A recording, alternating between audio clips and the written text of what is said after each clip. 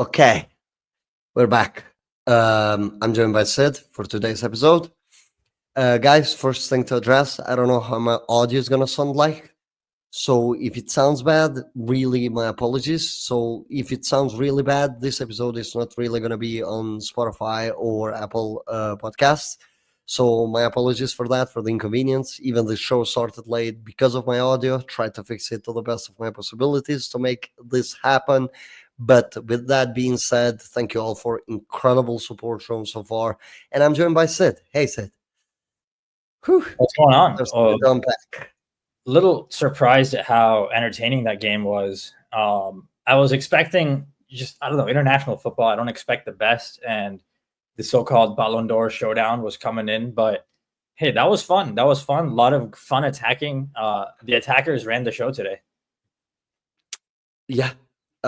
Interestingly to see the Deschamps team going that offensively, right? Like 4 attackers, basically, with 2 relatively not very defensive-minded midfielders, Theo Hernandez as a left back. So it was like, when I saw the lineup, I was like, not really his style of football, right? He wants to be against the ball most of the time and hit on the counter, but maybe he just didn't see that he has the personnel to sit deep. I mean, given by the starting 11, you could tell that he doesn't believe in them. So the first thing that I wanted to tell you is Deschamps. I wanted to ask you. I want to say is Deschamps' selection of the 11, especially on the defensive side of things. What did you make of that? I just feel like France. I don't know who was available or not available. To me, it felt like a lot of it was decided by who's available today. However, with that being said, the 11 was it was solid, but I feel like Deschamps has put out really good 11s before. Like, yes, he had the 4 attackers, but when he puts out an 11 with 4 attackers, it's usually very bad football anyways. Today they were playing aggressively. They were combining, they were on the front foot. Even when they went down 2-0, they stayed on the front foot for long periods of the game. That was very unique to me. I can't help but wonder if it was because of the quality. Dembele, Olise, Mbappe, Desire, Doué, whatever. That's a ridiculous team. Yeah.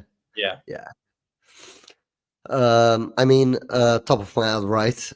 Starting Clement Lenglet ahead of Loic Bade when you're wanting to play more aggressively. That decision I don't understand. Maybe the experience, but Bade is pretty much now born and bred to play in more aggressive teams. So that decision to begin doesn't make sense to me. I do understand that Benjamin Pavard started the Champions League final and didn't really finish it, so I don't know what his physical state is, but surely he's better than what they had out there. Also, maybe he didn't want to go with 2 offensive fullbacks. Technically, Mario Gusto, don't really rate him that highly, but still, he would get a better production, as you saw when the sub was made. So, I don't know, like, seeing France being that proactive under the Trump was really new to me. I'm just not sure if he picked the right personnel. Like, biggest issues are in your midfield, like Rabiot and what's the name? Yeah, great. He had the personnel to play better midfield from the get-go. So Spain just took advantage of that, and they ran with it. You could tell that Spain are trying to overload between the lines where they had no player to stop the receiver between the lines, which more often than not was Oyarzabal. So basically, that should be Tchouameni like 10 out of 10 times. Even with Madrid, I kept warning that why I want him in midfield is because he's so good at doing it. He's so good at screening those passes, getting ahead of the player, challenging. Going without him was just a weird decision. This isn't even any sort of Madrid bias. I don't know if that was a tactical decision or if he just didn't. I don't know if there was some dialogue where Tchouameni wasn't going to get too many minutes during the Nations League. I don't feel like he. Yeah, that's the thing. I was not even sure. I mean, he's clearly available. I don't get the feeling he was actually available for selection in terms of go play him 90 minutes in a tough game. just with the different niggles, with the Club World Cup coming, I just did not get the feeling he was available. So I guess that's an area I don't like him as much. Could have been, but he was for that approach. He was the guy to have. So yeah, I mean, he does Madrid a lot of favors, but normally did France a lot of damage, which they managed it pretty well given by the end result, but normally they were defeated quite early on, especially with that penalty. So Mbappe brought them back in. So let's speak a little bit about the attackers. I would like to speak about the French attackers first, and then we'll move on to the Spain attack because they are so vastly different in terms of what they do. One issue that you saw, that I saw, that I don't know if you did, was the fact that Olise and Mbappe were more often than not clogging each other's spaces when they were trying to get released. Mbappe loves to drop. We have already seen that with Madrid, and Olise was more often than not on those positions. So normally they would sometimes lose a player because Mbappe and Olise are so close to one another, and he's forcing is forcing the receiver to have one less option to progress forward. At least this was something that I noticed in a few occasions. Not all of it, but I don't think the chemistry was fully there. Compared to Madrid, let's just say I didn't notice it as much compared to how much I noticed it happen at Madrid, which is every week or multiple times in every half. But I guess it's international football, so they had more margin for error, right? Like the inefficient situations, the way they went about it, still created chances because the defense wasn't as good. Yes. Spain attacks, though, it's very fluid. Like they know what to do from the get-go, right? Ball moves there, players know where to move from that moment. If Yamal is receiving, you would have either Merino or Oyarzabal just immediately slotting in to get the ball. Didn't like the Yamal Porro dynamic. Yamal and Carvajal was completely different level when it came to that. I mean, Carvajal's experience plays a huge part in that. I didn't like Yamal's and Porro's dynamic. I know that Lamine ends the game with 2 goals, but didn't think anything of his performance was like Ballon d'Or worthy, if you really want to speak. I'm going to say the same for Dembele, but now there's another rant, which it leads to. That is, since when have we let Nations League decide the Ballon d'Or? Like, it's glorified friendlies at best. They just needed to remove the friendlies and they made up this competition. England went to the Euros finals being on the second tier of Nations League. So when I say that they are glorified friendlies, I genuinely mean it. It's just a way for UEFA to kind of get some eyes into it rather than it just being a pure friendly. I don't agree with the notion that it should be like a Ballon d'Or decider by any means. I don't know what your opinion on that is. I mean, I definitely don't think so. It was just a meme going into the game. it was a meme. Like, this isn't a real thing. A bit taken too seriously, though. I mean, I don't know. I thought it was a meme, like the whole Lamine versus Dembele and Mbappe thing. Yes, it's funny. Like 3 of the guys who could win it are all playing the same game. I don't think there's anything more to it than that. But it's a shame that it's come to this where, like, I'll never forget this year, even when he doesn't win, how like they're just trying to push him for this award. No, this game doesn't matter. He didn't qualify for the tournament that will actually determine the Ballon d'Or, the Club World Cup, and so they're trying to like make it feel like they're invited to the party. They're not. You're not invited. You didn't win the Champions League. You didn't qualify for the Club World Cup. You're not invited. But hey, Lamine's playing well. The stats are ridiculous for his age, and good for him. He decided it again today. I will say, though, as far as the attackers, the biggest difference for me was Unai Simon. It was the goalkeeper, dude. Like, Spain's goalkeeper just played well. At 2-0, there were still so many chances France got. At 5-3, they're still going, trying to make it 5-5. And even the very last kick of the game, Simon comes, claims the ball played into the box. I thought the only difference was the goalkeeper. And I think for me, that's a big upgrade on where Deschamps was like last year at the Euros. You know, last year, the gap he was in Southgate territory last year, where they're both just horrible. They're as like the bare minimum you would want out of a coach. at the international level. And because there's like no opportunities going around to other coaches, the fans, even the smart fans, start clamoring, saying, "Oh, they're good enough. What more do you want international level?" No, the standard's in the gutter. You don't have a professional process for selecting your coach. So you end up with these guys who in most industries would be laughed out the door. They would be kicked out the door. They're incompetent. And so I think Deschamps is incompetent. He actually is an incompetent coach for me. And today was actually like surprisingly good performance. But even when you go there, relative to player, I feel like Spain, like this is the first time I feel like France looked decent offensively relative to talent in a long time. Spain are always like that. Dean coming in to the team, Nico, Zubimendi, guys who like who are all on the move for different teams. They all come together and they look amazing for Spain. Yeah, that Zubimendi and Merino duo on midfield, it was a treat, right? Because I kind of missed that Lareal and these two, and seeing them back together, that chemistry is just not gone. I don't know how to explain it. That chemistry is just not gone. They just know each other with closed eyes, where they're going to move, how they're going to step.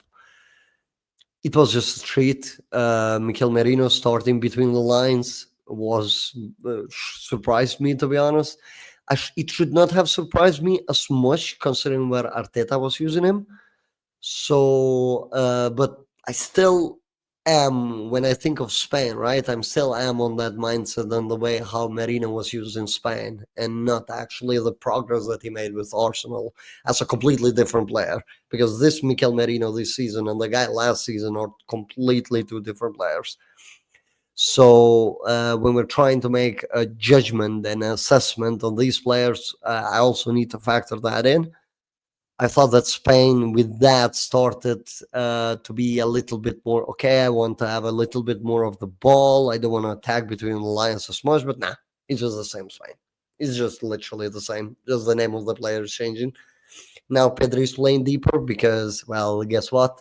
De La Fuente has realized that Pedri can play between the lines, and that's how he won last year when Pedri got injured, because they would not have won if Pedri had played, because he's just not capable of doing that.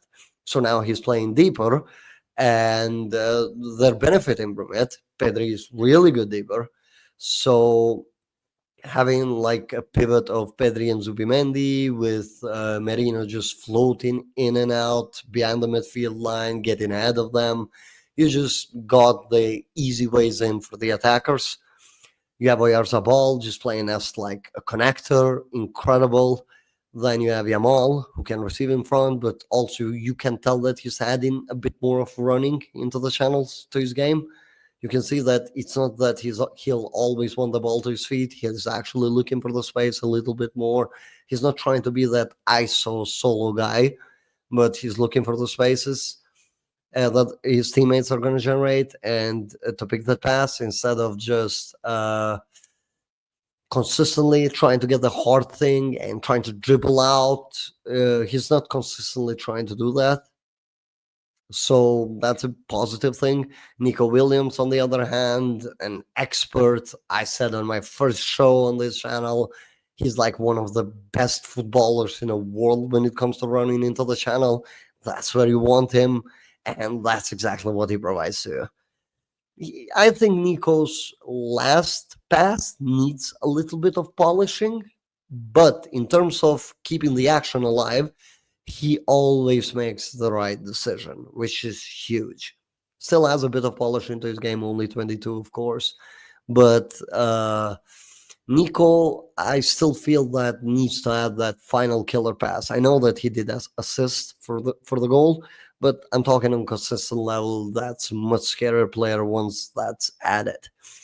In terms of what did you feel? Dembele had a little bit of a sluggish game off the right. Do you Both feel Doué, that is? I mean, both Doué and Dembele had some very uncharacteristic touches, and it was just funny because they're coming from Enrique, who coaches Spain, and now De La Fuente is on the Spain, and you get this whole tactical narrative. Yeah, it was really cool kind of to see that meta narrative play out. So Spain play so free. Anyone you slot into their team, as you said, new players, they look just as good. They play with a certain freedom. Doué and Dembele felt like they were tasting that freedom for after a while. Like they weren't quite. I know some people are like, "Oh, PSG are fluid." They're not like traditionally fluid. They're like Enrique said in his quote. I want to control all the situations the players are in, which is what he did this year for them to win. And a lot of that was restrictions on what you can do with the ball. And I just remember Doué's like first touch was horrible. Like he lost it out of nowhere. One of his early touches 5 minutes into the game. Then he had another touch, beautiful touch, controls the ball, and he plays a diagonal to nobody. Like nobody's open. And I'm like, damn, like, bro, I know you have freedom, but it hasn't been this long since you got to like just breathe. Yeah. He's just been used to that motion of, okay, when I do this move, I already know that my teammates have moved into that. But actually, hey, I'm in a new environment here now. It's not the same. I'll say about Dua though, that pass to Theo on the overlap where Theo finds Mbappe and Unai Simon, credit to him, saves the shot. It was like an incredible one. The pause that he showed, the fact that he noticed the run very early, so he delays all of his moves and he just waits for that because he knows that Yamal is not going to track Theo. So that's going to always be a pass into the box.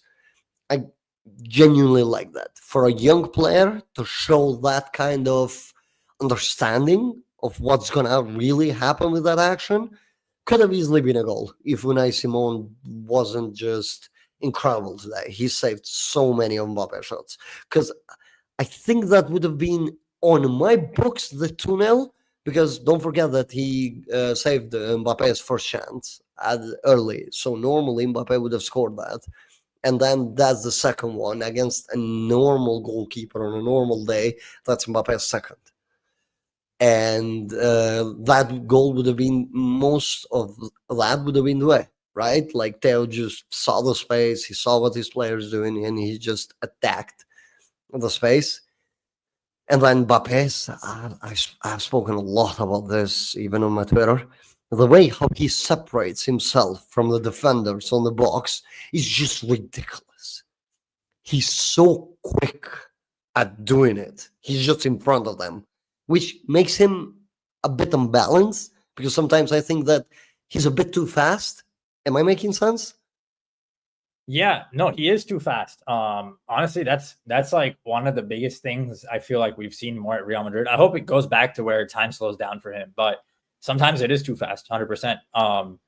It's too quick, or in other cases, like someone else is making the same run as him, and he's almost just trying to beat his own teammate to the spot sometimes.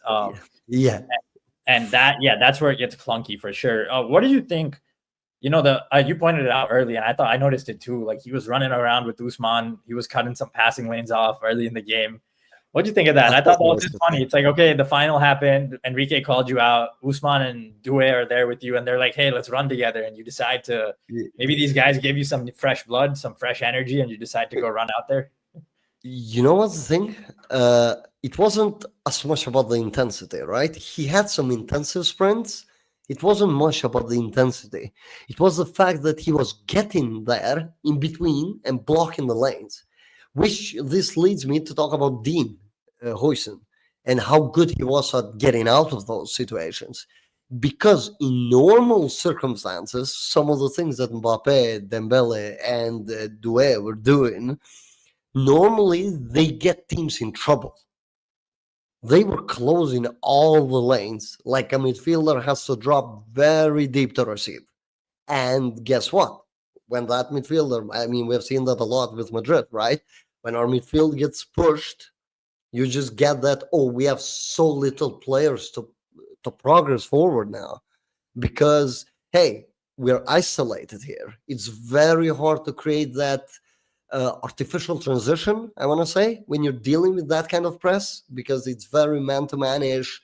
Your midfielders have all dropped to receive, to help support. The rotations aren't really happening because they've closed you out. And it's just, Mbappe was leading the charge there. And I'm like, okay, is this you having a talk with Alonso? Is this you being really petty that you have been called out, to be honest, rightly so, on the fact that you barely move against the ball? Or is this really what we expect out of you on a consistent basis now? Because speaking of Mbappe's defense, you're not gonna get a Dembele out of him, even with Alonso. This is my stance. You're not gonna get Holland with him. He's not gonna be running at all times. How I see Alonso shaping him is basically into that 21-22 Benzema, right? Where he's closing the passing lanes. He's doing just enough for the other players to cover up. Real Madrid have like incredible athleticism, which I think is more than enough. That's my opinion. That's how I see it. There are a lot of teams that have won the Champions League without 11 players. I mean, technically 10, but 10 players having to press at all times. I don't think that you need that. I don't think that it's a necessity. It just depends on the quality of the team and the way how the team is structured. For PSG, it worked. Doesn't necessarily mean that now you're going to go and copy that to be successful. I don't think that they have set any sort of standard here which you have to meet, because you really don't. Manchester City had that historic treble. Nobody really followed that, and Madrid went on to win it in one of the most unorthodox ways the next season.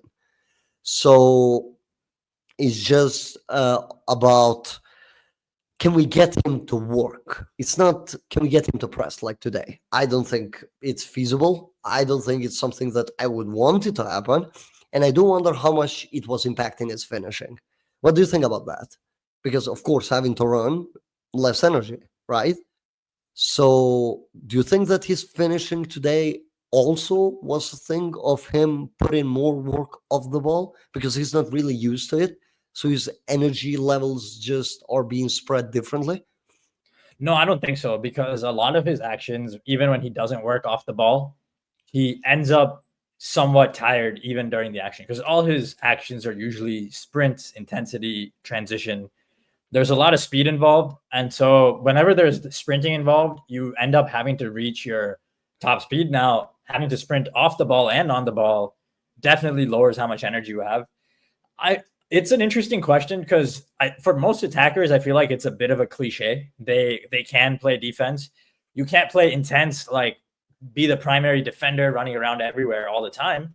But I think playing passable defense does not actually take away from your offense normally. But this is a guy who really doesn't run at all. So maybe the equation twists. But I feel like I've seen the same issues with him and Olise filling the same lanes at Real Madrid. I think it's mostly like, even today, where's the tall striker that you're playing from the beginning? You're not playing Giroud. There's no Giroud in the beginning of the game. So I think a lot of the finishing problems mostly stem from that, like just the lack of a tall player next to him, or it's the same issues we've seen when shorter guys fill the lanes as him.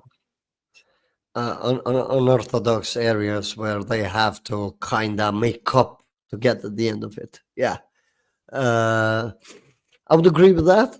No, because we have seen some bad finishing from him, to be honest, this season. Not like, I don't want to say that is his new norm. I hope that it's not. I hope that now with Alonso we're gonna get like more polishing with him. But I mean, I'm saying polishing with Mbappe, for the love of God. For sure. But No, it was honestly a very unpolished finishing season from a very polished player. He needs The off-ball movement was still great, by the way. That's the weird part. It's like the movement is good, knowing when to make the run is good, but the actual finishing, the decision making, just somewhere it was very, very bad in certain areas. Just stood out 100%. Yeah, it felt a little bit like the chemistry was a bit off, lack of coaching. We could say that too. I like to think that we did see a little bit of lack of coaching. And Ancelotti for clubs, I don't really know. Like last season of Ancelotti was just not what I expected from a coach. I'm going to be honest. Didn't really try to build on these players at all. And you could tell that after February, they just had kind of given up. So it was mostly, let's just I think we mostly touched him. Dean, anything specific you saw from him that you want to touch on? Yes, the way how he was getting out of pressure. It's not just passing, right? Because he had that bad pass for Cucurella on the first half. That's the only mistake that I remember him doing on the ball. When he was getting pressed, there were sometimes two players on him, and this guy can just drive forward fearlessly. And you know what's the problem? when he drives forward, when I say the problem, I don't mean a problem with him, I mean for the opponents, is the fact that the way how, for a guy that tall and physical, the way how he adjusts his body to release the pass is just ridiculous. Defensively speaking, genuinely at times felt like I was watching Van Dijk. Genuinely, I'm not even joking. When I say Van Dijk, I don't really mean the prime of him, but the way how he was standing in the box and reading the attacks. I was surprised. You don't really want him on the side. That's clearly a weakness for him to defend the wide areas. But if you get this guy centrally, when this guy jumps up, hardly any better defender. I'm gonna be honest. I'm shocked at how good he was. I'm genuinely shocked because breaking the lines the way how he did, he's giving you two options at all times. Either an insanely good vertical pass or an insanely good vertical carry. He's always, well, not in a bad sense, but he's always vertical. And what I mean by that is that he's always progressive. He's always looking to make the move to get the team in better spots. You could see him play it short after the carry. You could see him playing a short pass and then moving in to receive again. You could see him. But genuinely, like we have spoken a lot about like a Tony Cruz replacement, right? Who's that going to be? Well, it looks like it's going to be this kid because this kid can dictate the tempo. As easy as that. This kid is just that damn good with the ball. Like, wouldn't expect less out of Iraola player, but getting out of that very vertical system where he has to consistently take risks, and seeing him with Spain, who are a little bit more well-rounded, this was just next level of footballer that I didn't really see on my film with Bournemouth. I was shocked, genuinely shocked at how good this guy can be. Yeah, no, that's I'm sure music to everyone's ears. I enjoyed the game. I don't like reading, at least offensively. I don't want to read too much into it, only in the sense that I saw a game where the attackers were miles above the defenders because the defenders had not spent enough time together to figure out systems where they could slow this down. You got guys like Dean.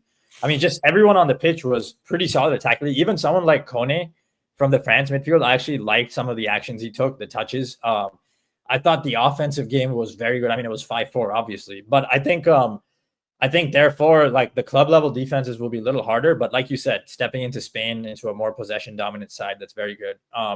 Before we get to our last point here, I just want to ask you, who do you think past versus present on Sunday? Who do you have winning this game? It's just so funny that Ronaldo's still here. It's like 2025. He's still a character in the anime or whatever. Like the season, yeah. He never leaves the show. He's never gonna die. Never.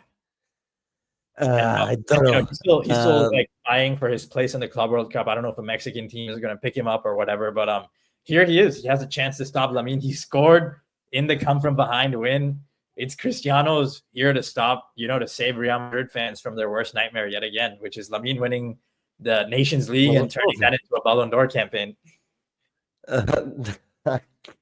I still can't believe never taking Nations League into a Ballon d'Or thing, but he's just so funny. It's a glorified friendly. It's just so funny. Barcelona fans are going and tweeting like it's on, like this is the battle for the Ballon d'Or. Yeah, like, one game. And then they'll have the audacity to say like you can't give Cristiano the Champions League over like the 10 Champions League games you played all those years. It's just so funny. But yeah, who do you have winning the final, Loconte? Just do you think Portugal have a shot against Spain? Look, personnel they do, but I'm just thinking of that coach. Just the history of football, the history of Portuguese football versus Spanish, the last 10 years of using our eyes of watching the game. Very hard to see an outcome where Spain doesn't win. Yeah, and it's just that there's a big gap on the quality of the coaches, I'm going to be honest. Like, that's the biggest gap that you have on this. Like, you have Roberto Martinez, who I don't know how he keeps getting these jobs. I'm going to be honest. Like, Goto. Well, he's the anti-Deschamps, the anti-Southgate. He goes all in on offense instead of defense, and then they give him the jobs. Yeah, but he got to coach literally Belgium's best ever crop of players. Don't want to say he did the worst job, but I think that a better coach would have achieved more with them, especially in that 2018 World Cup. Then you saw it crashing down from there. Of course, that has to do with Hazard's health as well. So there is immediate red flags with Roberto Martinez and over reliance on that individual. And if that individual that is going to overly rely on this final is going to be 40 years old, Cristiano Ronaldo, I really have some bad news. We got Nuno Ronaldo, Mendes. We got Nuno Mendes though. We got Champions League DNA there. I'm just kidding. I know it's gonna be brutal. There's something brutal. I don't know. There's something To be tasteful about honest, the way Spain attack that like Roberto Martinez has never done. Like he always has to overcommit attackers forward. He always has to play too aggressively to achieve like the same chance creation another coach can get maybe with their handbrakes on. yes. I mean, you actually mentioned Nuno, right? So Nuno is a pretty good matchup for Yamal. Actually, I wanted to see that matchup because, like, the best left back in the world against arguably the best right winger in the world, if you really want to say that. If we want to go on that route, let's just leave it at that. It's just a discussion not worth having right now. I want to see Nuno against Yamal. I want to see how Yamal will cope with Nuno because you know that Nuno is just always in your face. He's not Theo Hernandez. I'm telling you that much. Nuno is smart. Nuno knows how to defend, how to move. We got to see glimpses of that last year on PSG against Barcelona, but that was Xavi's Barcelona. Ronaldo Araujo happened. Yamal was obviously a lot more unpolished than he was right now, and he got taken off in that game for Xavi to make up the defensive players that he was missing. So that's probably the biggest battle that I want to see. But then I think of the left side, why even entertain that duel when you have Nico Williams on the other side against? Are you going to have João Neves play at right back again? Are we really going to have that against Nico Williams? Are you going to slot in Diogo Dalot to deal with Nico? Nico's going to run on the channels for fun, whether he has to go against Inacio or Ruben Diaz, two very slow tractors that just are not going to be able to keep up with him at all. Or Portugal actually going to be under Roberto Martinez a deep side because that would normally suit them for this. Like try to stay deep, force some crosses, force 1v1s, and let your midfield basically just handle the ball progression. Have like maybe Sao and Pedro Neto higher up to get the ball, and basically try to create so Ronaldo can generate a shot or two and maybe score. That's their only way that I could see it happening. Do I see Roberto Martinez doing that? Hell no. He's probably going to do exactly what Deschamps did today, just go at Spain, open them up between the lines, and he gets killed, and basically that is that. That's my prediction. He's just going to get killed. Yeah, totally. Listen, I hate these competitions. I hate these coaches. I don't like pretending. Yeah, like I mean, hey, glad at least Deschamps is out of here. You know, like I don't see. It's just I think watching this game, that was my takeaway. I'm like, listen, this is good from France. Where was this for 5 years? A little bit of the attacking. Where was the intent? Where was the aggression? And even then, you know, whenever it happens with Deschamps, it's never perfect. I feel like when the defense is good, it's because he puts like that Matuidi, the extra midfielder, and when he plays the four attackers, he always seems to struggle a little bit with the balance when he plays that extra attacker. Because he's just not there as a coach. Like Tuchel will coach. Yeah. Tuchel will wash him if they ever play head to head. England will cook France. I have okay, bold prediction. I have England to win the World Cup next year because of Tuchel. To be honest, I think Tuchel the talent is there. Yeah, talent is compared there. To his coaches, compared to the coaches he's going up against, like the only one who has a shot is Spain. Like he's the only one who's not like out of his depth in that matchup. Germany would have been if they had better players, but as Nagelsmann already complained, we just lack too many profiles. We just lack way too much. They stopped developing like 30% of the profiles you need in a top team at some point in the last 15 years when they started copying Spain. I don't understand why Germany went in that direction. I'm gonna be honest. Like leaving everything behind. going from like your Mario Gomez, Miroslav Klose, Lukas Podolski, going from those type of guys to I don't even know, like Havertz. It's just, what are we doing here? Like, you're known to be that aggressive side, like your Schweinsteiger, your Ballack, like Timo Kech, whoever we want to go with. That's your identity. You have lost it over the past 10 or so years because you won a World Cup with Toni Kroos, Mesut Özil, Mario Götze, Thomas Müller. You know, you won that World Cup, and it seemed that they wanted to head into that direction, but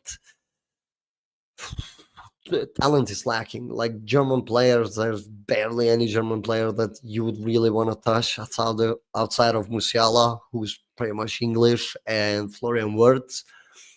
So aside of these two, I don't think that you go there and you tell me that, okay, this German player is who I want. Maybe Nico Schlotterbeck is one of my favorite center backs, but that's where it really ends.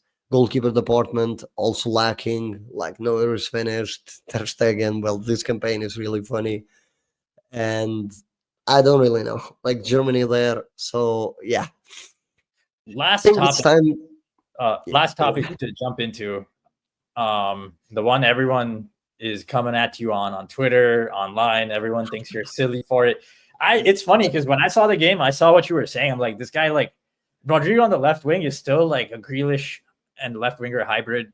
Arsenal will find out, but like in transition situations, keeping the transition attack alive, he's not the one you want doing it, as you said. We saw that from Nico today. Quick touches, making the run in behind, quick releases when you need. And yeah, I mean, I see what you're saying about Nico being a better athlete. People, look, I value profile over quality when it comes to a team like Madrid, right? There was a comment when I did this trade, if we want to call it, when I went like Madrid let go of Rodrygo and they signed Nico Williams. This was my biggest move of the summer. And I went like, Rodrygo is a better footballer. I'm not disagreeing with that. He's more technical. You could say that he's more intelligent on the way how he moves. But guess what Rodrygo lacks? Exactly what Madrid needs: athleticism. They're not going to get that. The right side is going to be dead. And by the way, for people wanting to tell me that, I'm going to be pissed at this, but people that try to tell me that Nico Williams, oh, another left winger, first of all, the team literally just won the Champions League, full-blown wingers, if you want to use that. Second of all, Nico Williams was actually a right winger, not a left winger. He had to become a left winger because Athletic Club was lacking that Iker Muniain type replacement, so he needed to take that load. Actually watch them. I don't watch Nico Williams once every 2 years. I watch Nico Williams consistently, and that's why I'm telling you, the guy is perfectly fit. I even drew the parallels. I don't know why that was lost in the context of that video, but I drew the parallels. Frimpong, Musa Diaby. Those were the two right-sided players that played for Xabi Alonso. Where are you seeing the Rodrygo similarities between these guys? Like, genuinely, if I'm wrong, Sid, correct me. But I think a lot of people. Where are the similarities? I think a lot of people want to keep him just out of nostalgia, and I think the reasoning doesn't always line up. Like, you know, they want to keep him, but what we need is more wide players, like another Vinny. We need someone like that on the right side. He's not that. Yes, he can do it on the left. Yes, he can do it when Vinny is injured. He cannot do it in transition. But I just feel like people are not being honest. Is he good? Like where he needs to play a lot of minutes, or is he like it's just insulting and contradictory to say he's really good and he needs to stay because there aren't that many minutes for him in his preferred role here. You know, like, look, even if Rodrygo goes like, okay, I'm going to play on the right, I'm never going to complain again. By the way, he's complained about this position quite a lot. News now are coming out that being leaked out. So the leak, but I just want to go over the leak for the fans real quick, listening here. So the leak that I gather, and you want to add anything, Loconte, is that he's going to talk to Alonso about his position and tell him he wants to play on the left, and that they're yet to have the conversation. And it also, the reports seem to suggest that Arsenal believe he's the one for them. To be honest, it sounds perfect. It sounds like, Rodrygo so How's that? seasoned as a starter. Arsenal think, oh, he's like a top Ozil. I saw a quote like, "We're doing an Ozil to them." You're not doing an Ozil, but I don't think it's the same. I don't think he's as good as Ozil was at the time, but Yeah, maybe some similarity in that the tactical fit isn't there if you move on. Like we didn't need an Ozil anymore back then. yeah, we didn't need an Ozil. We could have moved on, and it's the same for Rodrygo. We don't need. I mean, we need Rodrygo way less than we needed Ozil back then, because Ozil was still a player. Ozil's and the like percentage of end product that we got from Ozil, I believe, over the last 2-3 years was a little higher than we got from Rodrygo per 90 percentage of the team's output, no matter how you spin it. it has to be. Look, there is nothing that I see that Rodrygo can offer to this team that isn't replicable, that isn't improved upon. And again, keyword is to this team. The way how this team has been composed. It's not about who's the better player. Rodrygo can go to the Arsenal, as I said, instantly becomes their best player. I literally said he becomes the best player on Manchester City. Do you know how wild of a take that is? I believe he's that goddamn talented. But yeah, I don't believe that. But hey, I mean, you got to defend, like fans. He's defending his take here. No. Look, you can disagree with it. I believe that he would be. I believe that he would be the main source of everything that they do. Well, maybe. I mean, imagine Rodrygo in Holland. That's pretty damn scary. I'm gonna be honest, right? But Arsenal seems to be like the team for him. I mean, it makes most sense on every area. They have the left back covered now with Skelly, right? Physical, very technical on top of it. He can come in on the inside, move on the outside. He can adjust to Rodrygo's pace perfectly well. As I said, Rodrygo is an off-ball player too. He's not somebody that's going to walk around like Mbappe, for example. But Rodrygo has his physical limitations. When I was doing research, correct me if I'm wrong, Rodrygo's career top speed was about 33.6 kilometers per hour, if I'm not wrong. That is where he was pretty much there. There isn't really any sort of athleticism on him for me to be like, yes, this is the guy that's gonna run on my channel. I would just add that's a decent top speed, but the point is, I think top speeds are not indicative of Rodrygo. Like his median speed is just really not that fast. His median speed, but yeah, but I'm thinking of like with Alonso and the way how he used his right-sided players, like with Leverkusen, right? They needed to hit that top speed quite a lot to get at those balls that were being switched. So I'm thinking you have Vini on that side. So just imagine you have a quick player that can go to the end of that, knows how to attack the channel. So another reason here with Rodrygo is Alonso has to sit him down and teach him how to attack a channel. When we can sell him for 100 million or more, get a guy for 58 million with the release clause, less wages on top of it. I think they're similar age, or Nico could be younger. I'm not sure. And Nico is already coming from a high pressing team. Valverde, you can see even with Spain, he's relentless. He doesn't let you breathe. He will always support the fullback, always. Our right back is going to be Trent. So if you thought that Rodrygo was having to support Vasquez, so his output wasn't as high, which was my thing too, well, I'm sorry to break it to you, but that's going to happen again because he's going to have to cover for Trent. Because Trent, different level of player, of course, but Trent is an offensive menace. You don't want to leave him alone defensively. That's where the winger comes in. That's why I wanted a workhorse per se with above technical level, above reach of the technical level, which Nico Williams is, and who can attack the space at any given time. Nico shows you way more. He's one of the best wingers in the world. I don't know why people are so offended by my choice there. I just don't understand. I just think that if you want to construct a team, you want those profiles to fit. Not necessarily always a Galactico type of team where every player is best in the world at their position, but not necessarily always is going to work if those players just aren't doing enough for one another. And I don't think that Rodrygo complements Jude. I don't think that he complements Mbappe. I don't think he complements Vinicius. I don't see any scenario which you can give me personally where Rodrygo is a net positive for Madrid. I'm just going to be honest here. I don't see where that positivity is coming from. If you have something to add, let me know. If I'm wrong somewhere, I'm just not seeing it. He clogs Jude's spaces. If Jude is trying to run into the box from the right, he will clog Mbappe's spaces often. We saw that happen a lot. And his preferred position clashes with Vinicius. And Vinicius is simply, sorry to break to you guys, Vinicius is a much better footballer. I'm going to say it right now.